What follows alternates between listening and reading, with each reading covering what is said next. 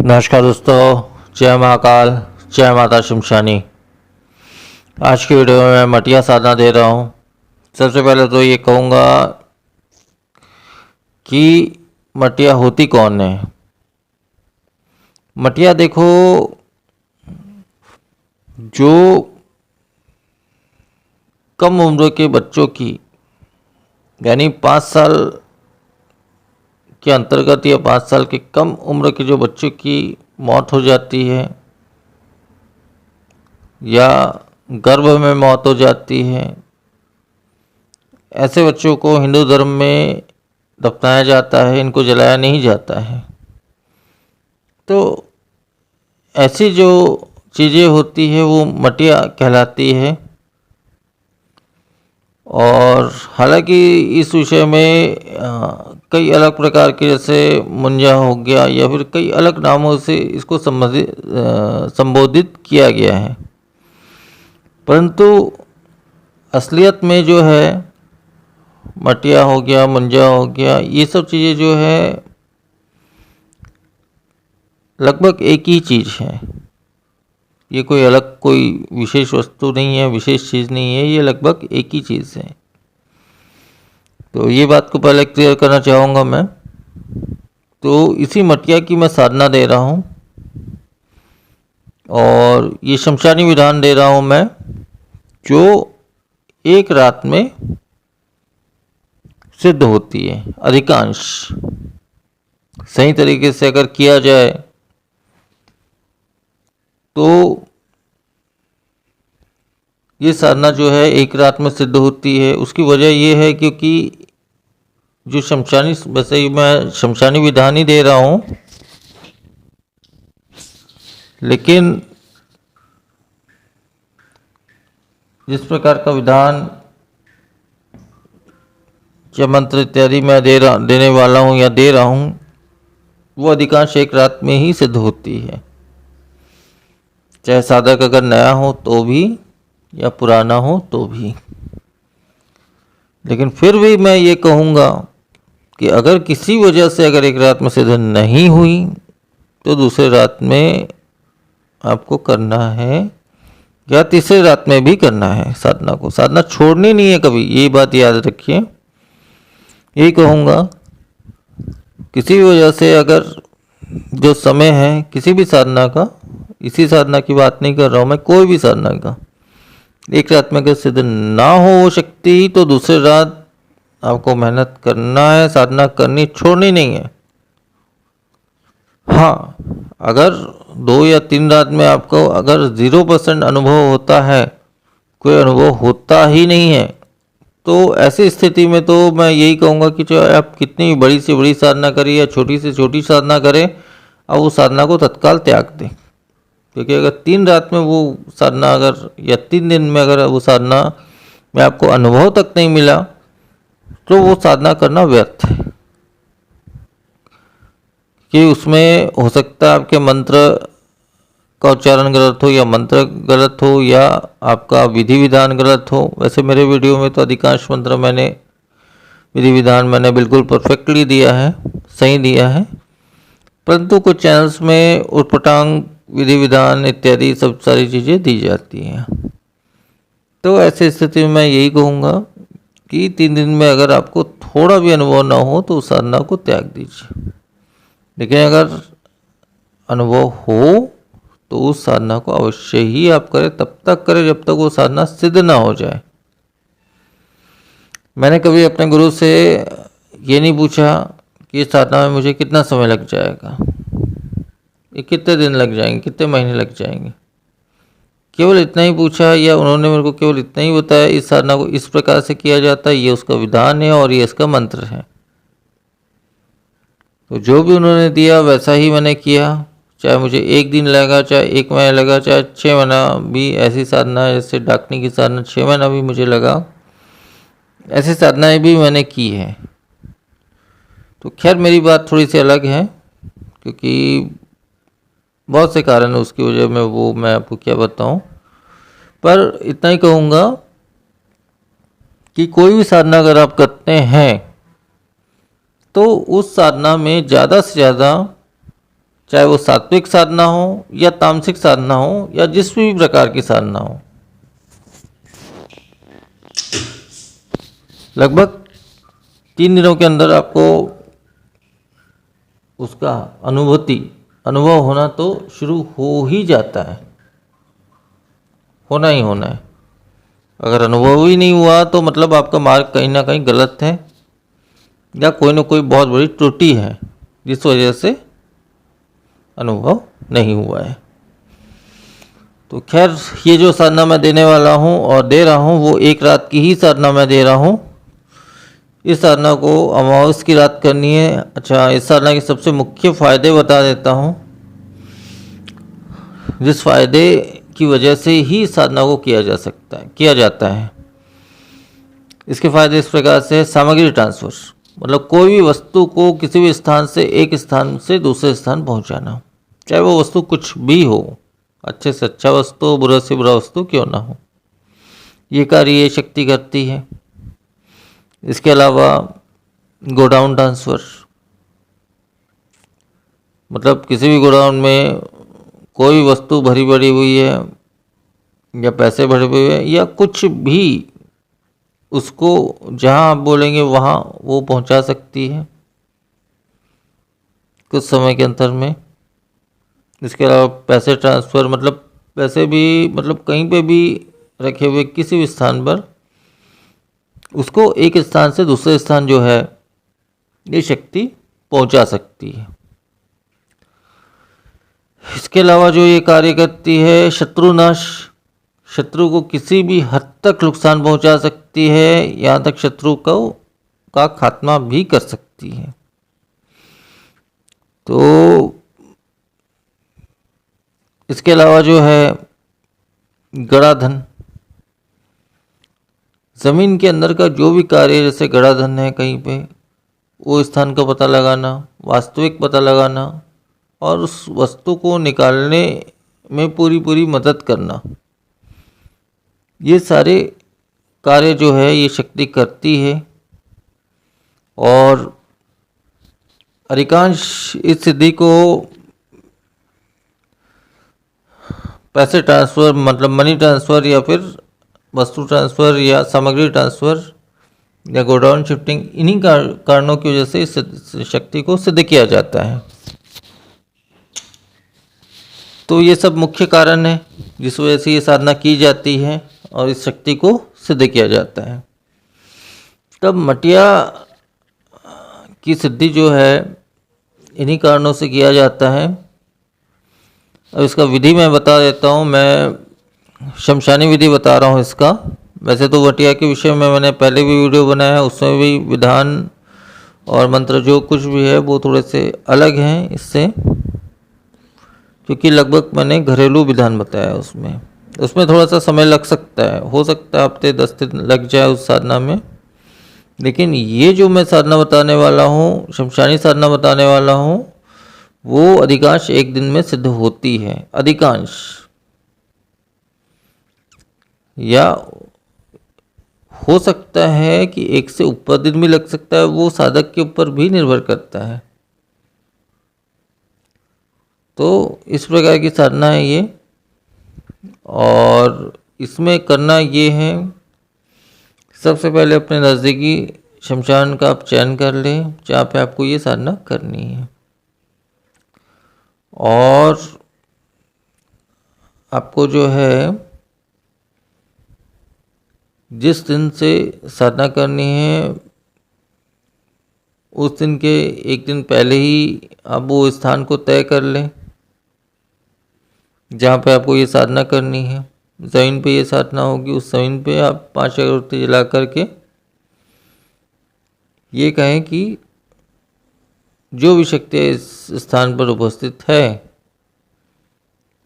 तो उनको मैं अनुग्रह करता हूँ कि कल मैं फलानी साधना के लिए यहाँ पे आऊँगा और मेरी साधना को आप सफल करना। बस इतना बोलकर 5 अगरबत्ती वहाँ पे लगा दे उसी ज़मीन पर और वापस आ जाए।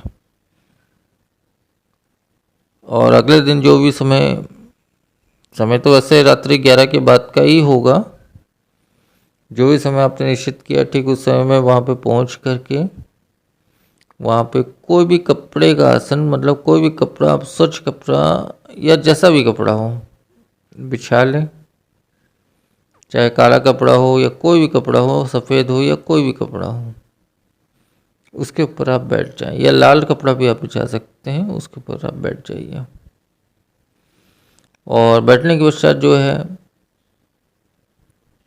शमशान में ये साधना करनी है आपको। और शमशान में ये सब चीज़ें तो हो, किसी भी ऐसा कोई भी शमशान नहीं होगा जहाँ पे ये चीज़ नहीं होगी, होती ही होती है। तो ऐसे शमशान में आपको ये साधना करनी है और पूर्ण काली रात मतलब अमावस की रात आपको ये साधना करनी है। और इसमें जो है आपको दिशा का कोई मतलब नहीं है, आप किसी भी दिशा की तरफ मुख करके आप इस साधना को कर सकते हैं। और आपको केवल एक काला आसन या लाल आसन बिछाना है, उसके ऊपर बैठना है और उसके सामने जो है आपको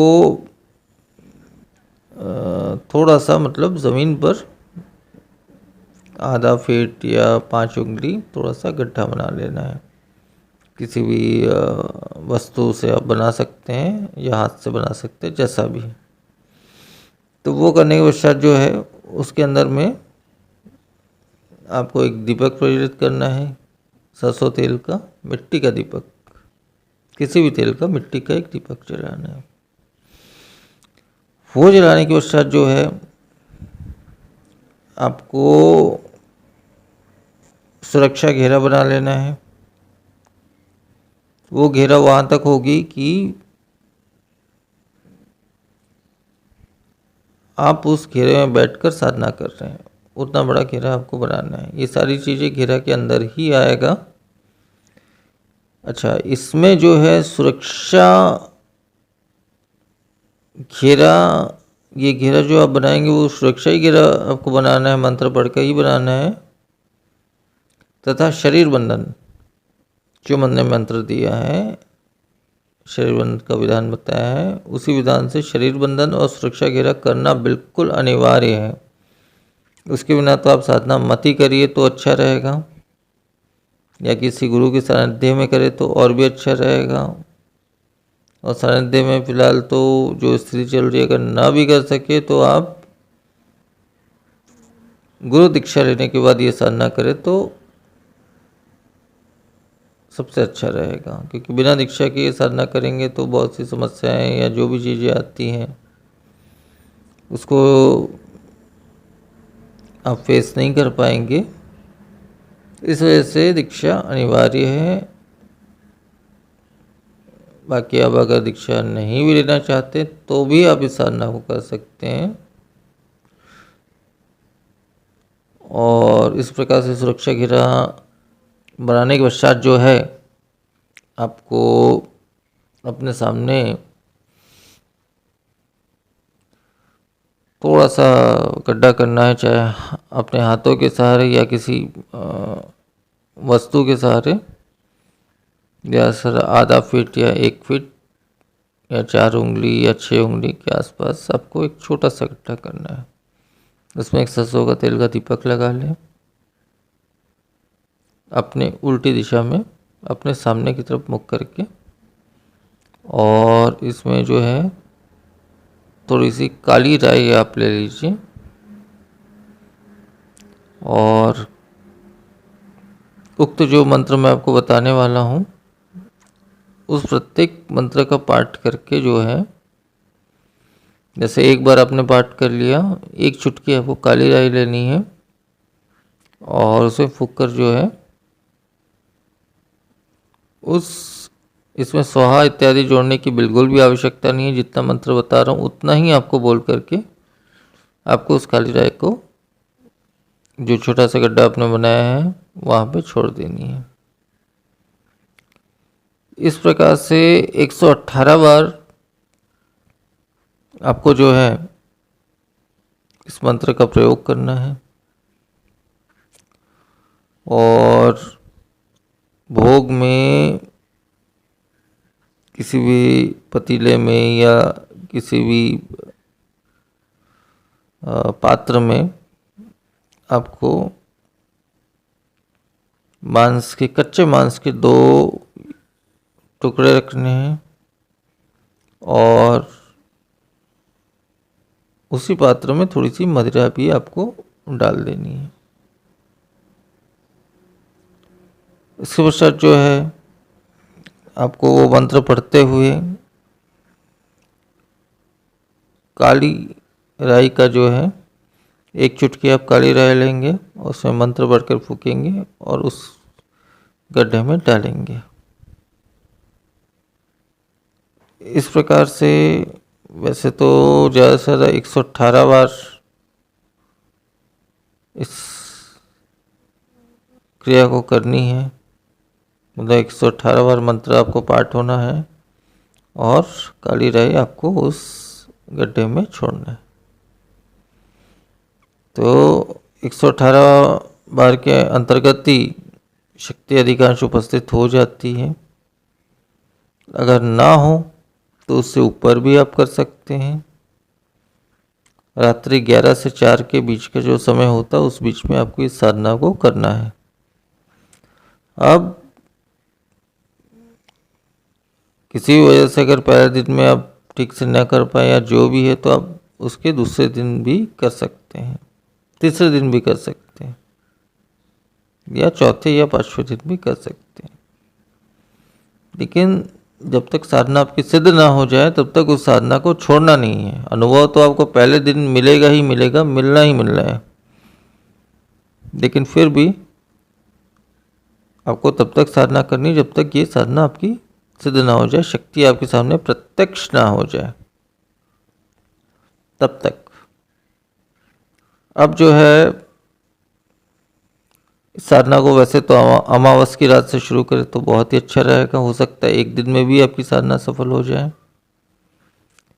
या आपकी मंत्र इत्यादि अगर थोड़े से कमज़ोर है, हो सकता है 2 या 3 दिन लग सकता है, जैसा भी है। तो आपको साधना नहीं छोड़नी नहीं है, लेकिन अनुभव पहले ही रात में आपको मिल जाएगी। वो कैसा अनुभव होगा, हाँ थोड़ा सा भयावह अनुभव हो सकता है, परंतु आपको ये साधना बिल्कुल निडर हो करके ये साधना को करनी है। आपको अवश्य ही सफलता मिलेगी ही मिलेगी। और शक्ति जब आपके सामने आ जाती है पूर्ण तरह से प्रत्यक्ष रूप से, अब ये मटिया जो होती है इसका हाइट थोड़ा सा कम होता है, ये बौना जैसा इसका शरीर होता है और बिल्कुल काले रंग का शरीर होता है, बाल इसके थोड़े लंबे होते हैं और बिल्कुल काले रंग का शरीर होता है इसका। उसी रूप में ये शक्ति जो है आपको दर्शन देगी। तो सामने आने के बाद उससे वचन ले लेना है कि मैं जब भी बुलाऊं तुम्हें आना पड़ेगा, जो कार्य तुम्हें दूं वो करना होगा और किसी वजह से मेरे या मेरे परिवार को नुकसान नहीं पहुंचाओगी। ये वचन के बदले खुद भी ये वचन देना है, मेरी जब भी इच्छा हो आपको मांस मदिरा का इस प्रकार से या दोनों में से एक चीज़ का भोग आपको लगाया करूँगा, जब भी मेरी इच्छा हो। तो इससे शक्ति आपके ऊपर कभी हावी नहीं हो पाएगी कि मेरा भोग मुझे नहीं मिला इत्यादि इत्यादि। तो विधान तो इतना ही है। अब मैं वो विशेष मंत्र बता देता हूँ जिसका आपको इस साधना में प्रयोग करना है। मंत्र इस प्रकार से है, जय मांगू वीरनट वाद दिवी देवेशु, 7 चौकी बांधू जल वायु बांधू, हर द्वार बंधन मेरा जो न आई, मन मटिया दुहाई गुरु गोरखनाथ बंगाल खंड की। तो मंत्र बस इतना ही है और इतना ही संपूर्ण विधान है इस साधना का। तो आज के वीडियो में फिर इतना ही। नमस्कार।